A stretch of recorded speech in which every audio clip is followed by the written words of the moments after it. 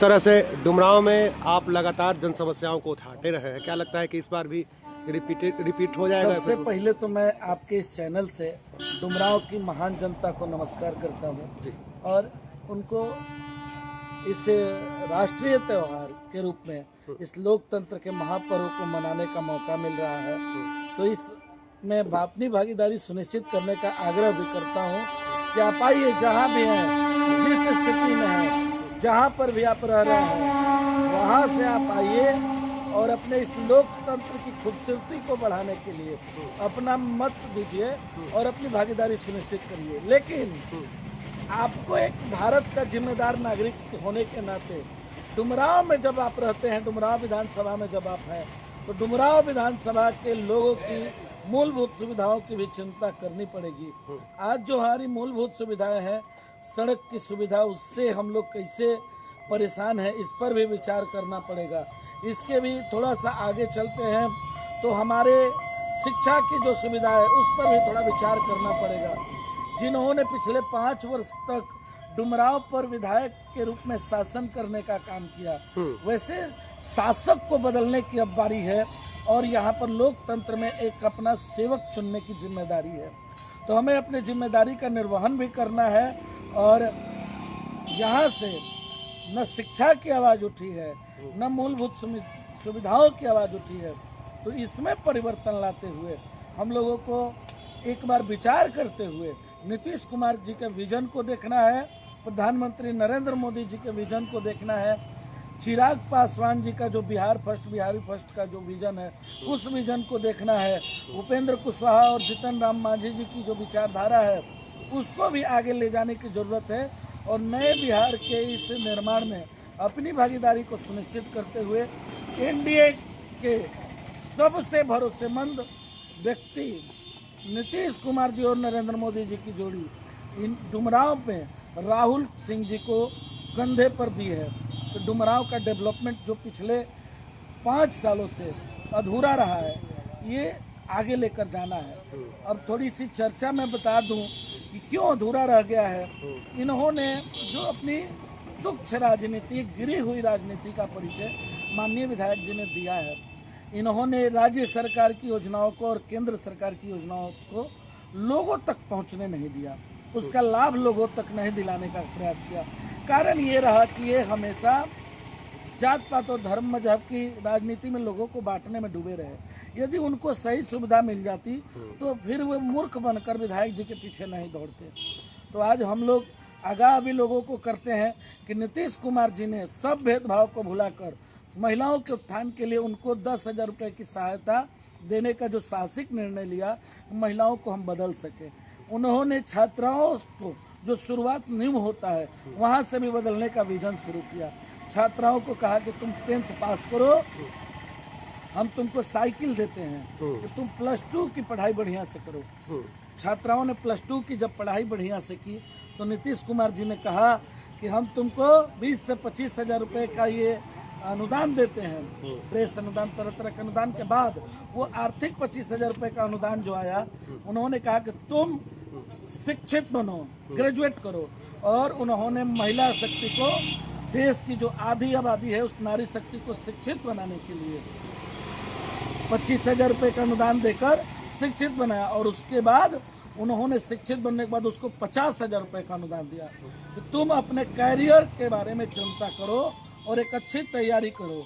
और जब उसने अपने कैरियर को बनाया तब नीतीश कुमार जी ने उसको आज हमारे बीच सभी तरीके के जितने भी कार्य समाज में देखने को मिलते हैं उसमें उनकी भागीदारी को स्पष्ट दिखा दिया। आज हम लोग चले भैया, चलते हैं शहरों में तो देखिए कितनी महिलाएं ड्यूटी कर रही हैं पुलिस की वर्दी पहनकर। ये बिहार की खूबसूरत है और देश में महिलाओं को सबसे ज़्यादा यदि कांस्टेबल बनाया गया है तो बिहार की महिलाएं हैं। ये हम सबों के लिए को अच्छा लगा। उसके बाद जब चलते हैं तो शिक्षिकाओं की बात करें, काफ़ी मात्रा में शिक्षिकाएं आज हम सबों के बीच हैं। युवा को जब 12वीं पास किए युवा को 1,000 रुपये का बेरोजगारी भत्ता देने का काम नीतीश जी ने किया अब उस भत्ता को वो ग्रेजुएशन पास करने वाले युवाओं को 1000 रुपये का बेरोजगारी भत्ता देकर उनके कैरियर को आगे बढ़ाने का प्रयास कर रहे हैं। उन्होंने तो गांव गरीब गुरबा हर समाज के लोगों के लिए कहा कि तुम पढ़ाई करो और पैसे की चिंता मत करो, क्योंकि पढ़ाई में पैसा बाधा न बने। इसलिए नीतीश कुमार जी ने 4 लाख रुपए तक का क्या बोलते हैं स्टूडेंट क्रेडिट कार्ड के माध्यम से लोन देने का काम किया। उस लोन का ब्याज जो है वो भी माफ कर दिया।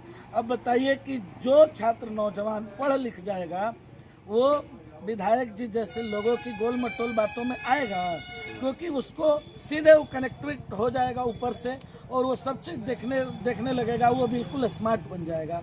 जब वो स्मार्ट बन जाएगा तो सरकार की योजनाओं को अपने घर परिवार के माध्यम से अपने समाज तक और जमीनी स्तर पर लाने का प्रयास करेगा। यही कारण था कि विधायक जी ने सबको शिक्षित न बनाने का प्रयास किया। आज तक उन्होंने एक डिग्री कॉलेज बनवाने की बात कही। डुमराव के बाद नावानगर तक एक भी डिग्री कॉलेज नहीं है।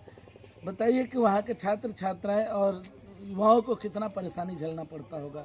लेकिन ये नहीं कहेंगे, खुद कहते हैं कि हम छात्र राजनीति से आए हैं। अरे भैया, आप खाक छात्र राजनीति से आए हैं जब छात्रों की चिंता नहीं करते हैं। तो हम सब राहुल सिंह जी के विजन को भाई हम लोगों ने देखा है, उनसे बातचीत किया है और सबको आश्वस्त करा रहे हैं कि हम शिक्षा, स्वास्थ्य और सड़क की समस्या लोगों को नहीं होने देंगे।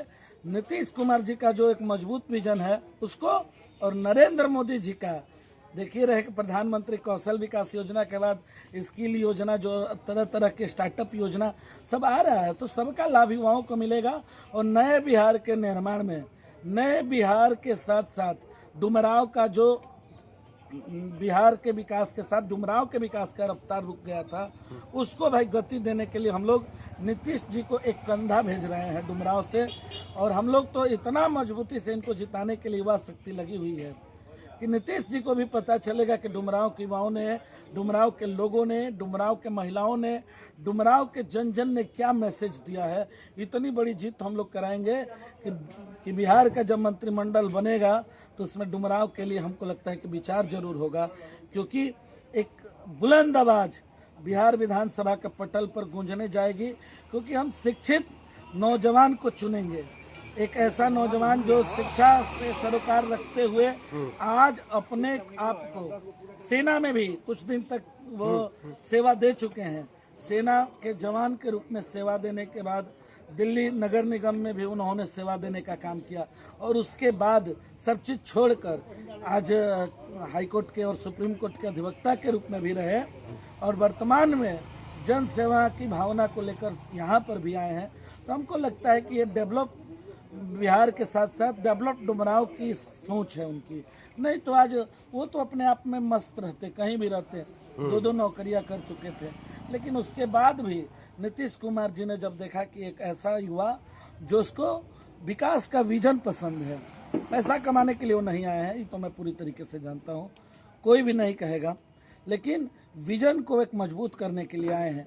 आज डुमराव भैया इतना पीछे रह गया, डुमराव की सड़कें नहीं बन रही हैं, ठेकेदार वसूली से भाग जा रहे हैं, भ्रष्टाचार चरम पर है। इन सब पर तो अंकुश लग जाएगा और जब इन सब विषयों पर अंकुश लग जाता है तो डुमराव डेवलप करने से कोई रोक नहीं सकता है। डुमराव को एक मजबूत डुमराव बनाने से कोई रोक नहीं सकता है।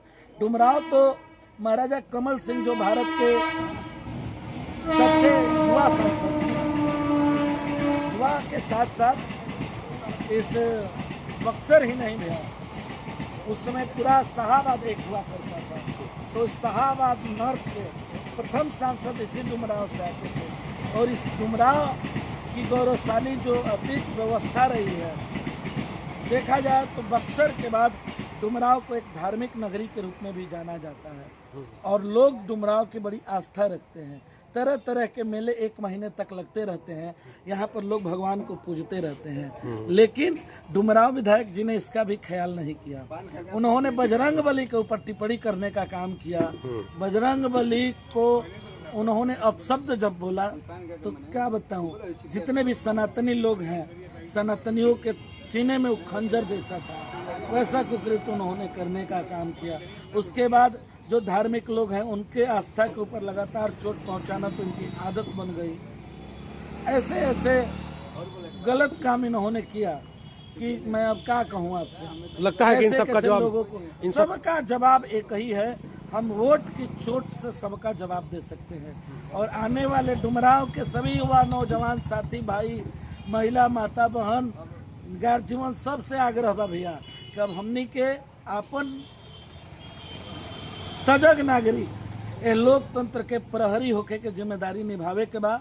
और आपन मत हम हाथ जोड़ के प्रार्थना करतनी कि राहुल सिंह जी जैसन विजन के लेके आवे वाला यूथ के दिया जाए, जो नीतीश कुमार और नरेंद्र मोदी के विजन के एकदम ग्राउंड लेवल पर उतारे आइल बाटे।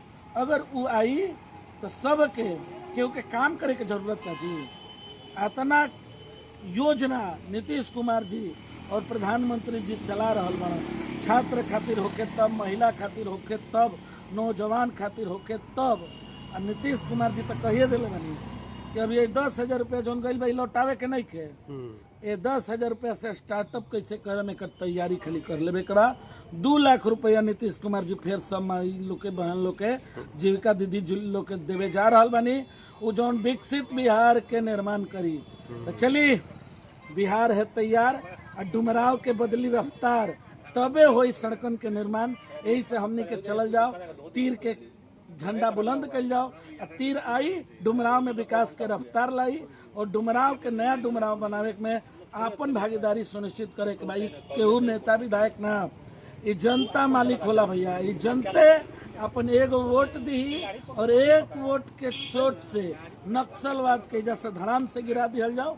और एनडीए के प्रत्याशी फिर कहब नीतीश कुमार जी के प्रत्याशी राहुल सिंह जी, नरेंद्र मोदी जी के प्रत्याशी राहुल सिंह जी, चिराग पासवान जी के प्रत्याशी राहुल सिंह जी, जीतन राम मांझी जी के प्रत्याशी राहुल सिंह जी और उपेंद्र कुशवाहा जी के भी प्रत्याशी राहुल सिंह जी के हमने के हाथ के मजबूत करी जा और नया बिहार के निर्माण करी जा। वोट बढ़ से चढ़ के दी जा।